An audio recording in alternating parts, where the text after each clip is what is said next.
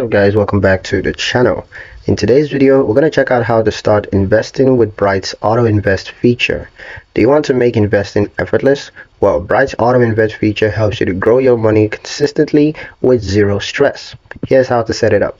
First, open the Bright app and log into your account. And then from the dashboard, tap on the Invest tab. Select your active investment accounts and then tap on Auto Invest Settings.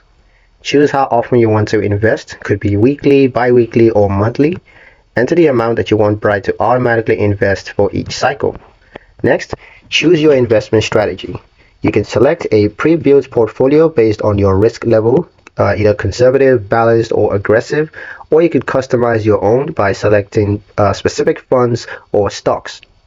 Once you're satisfied, tap Confirm Auto Invest. Bright will show you a summary of your selection. You can review the details and then tap Activate. Now Bright will automatically invest for you on the schedule that you've set, no manual actions required.